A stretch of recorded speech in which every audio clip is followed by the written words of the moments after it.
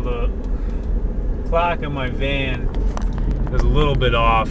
It's a little bit slow, and my watch is a little bit fast. So if I take the average of my watch and the average of the clock on my minivan, usually I got the accurate time.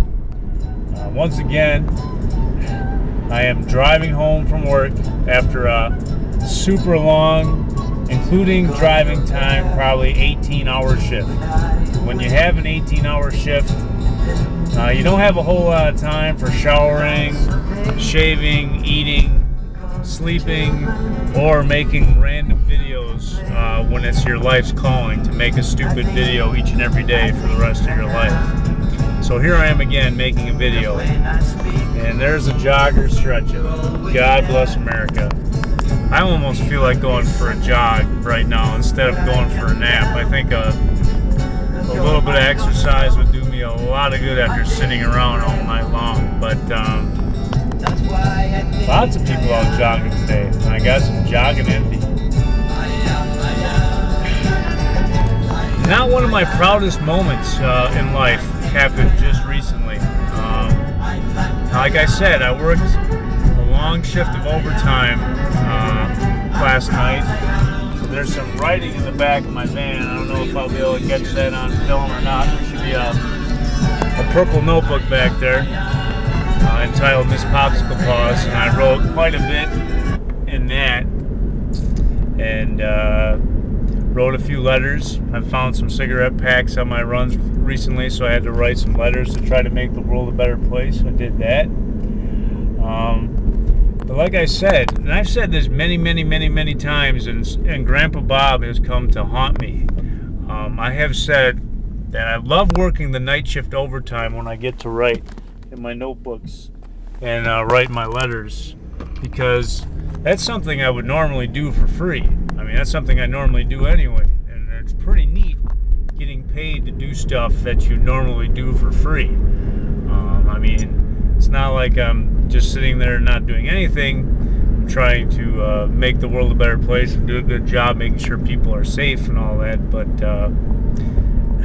in the quiet times on the night shift, being able to write to your heart's content is just awesome. And recently, I cashed my last paycheck, which was well over $1,300, and I have a rule: anything over $1,000 on my paycheck is what I call overtime booty. I love the word booty with regards to pirate's treasure, not to shapely bottoms of females or anything like that. Booty refers to my overtime loot, and I tend to use that money that I earn for various strange projects and various strange reasons to try to make the world a better place. And this week was going to be no exception. I was going to start another chapter in the peanut butter ball revolution, and but here's what happened. Somewhere between the bank, Papa Murphy's Pizza, my brother's residence, and home, I lost a bank envelope with $350-some inside of it. Another jogger. Go, go, go. So I looked all around the house, looked from top, looked from bottom, looked around my junky minivan. Nothing. The $300-some odd are gone. And my brother and I both agree that there's probably an employee at Papa Murphy's Pizza that has a new iPod or a new iPad or something on the house. And I told this little story to my mom and my stepmom and my sister, and a lot of them seem to have the sentimentality that if that had happened to them, they would break down in tears. And that kind of made me think a little bit. Losing that money, I guess, is kind of a bummer, because I really wanted to do some good stuff with it and make the world a better place with it. Heck, I was probably even going to buy some more Beanie Babies with it. I wanted to buy a Beanie Baby octopus for a little girl named Evie. But I've kind of had a recollection that if that happened to a lot of people at my job, you know, if they just lost $350 $2 and couldn't find it, that would probably be like a catastrophe, like an emergency, even like something terrible. So in the spirit of that, on my break, I went to the Pick and Save store and I picked up my lunch for the night shift. Now I spent exactly $14.25 on my lunch. Now that's a lot of money for a supper.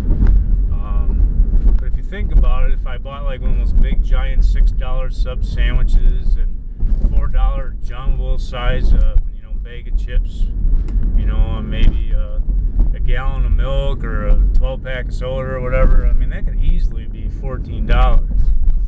What I got, and I'm glad I got the red light here, is I bought 18 packs of ramen noodles, 2 loaves of bread, and 4 pounds of peanut butter for exactly $14.25. Now my goal was to spend $14 on the nugget, and I was close, but no cigar.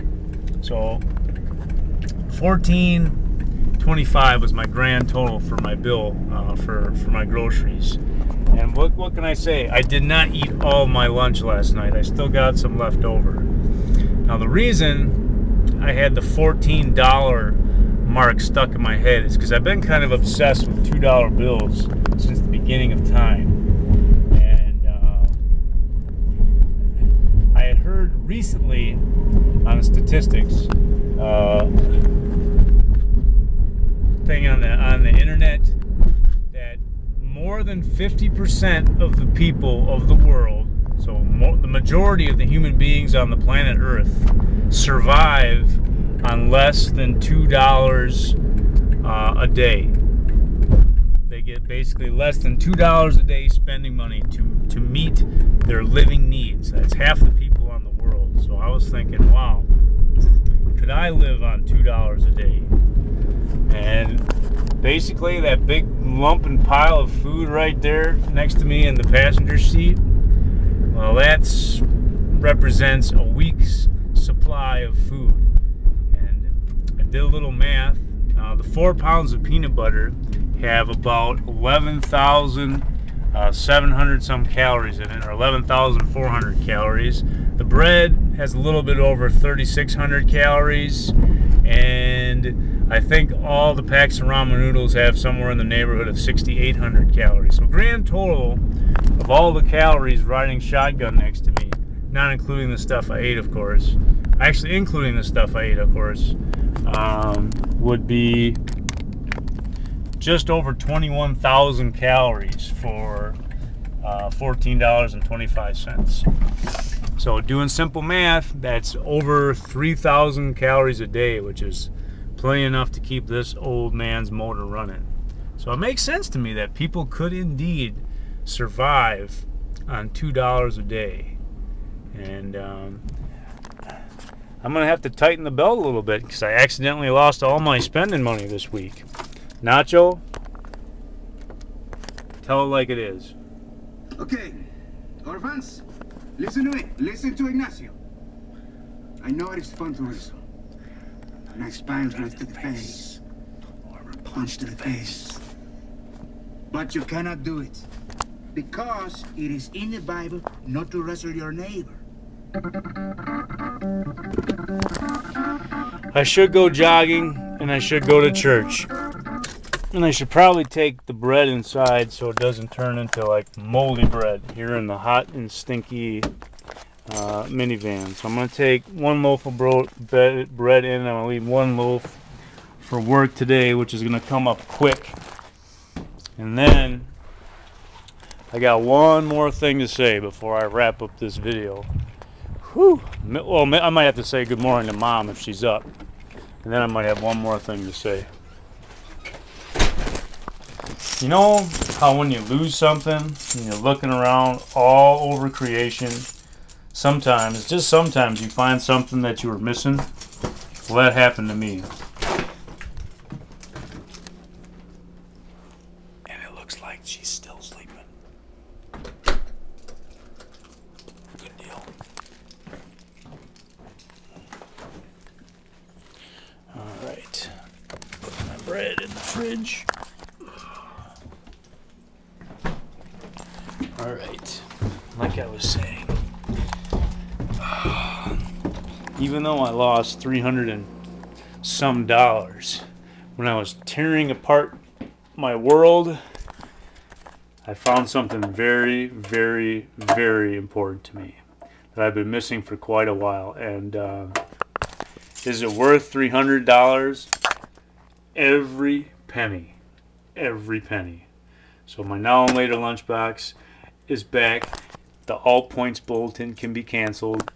And what can I say? Life is good once again.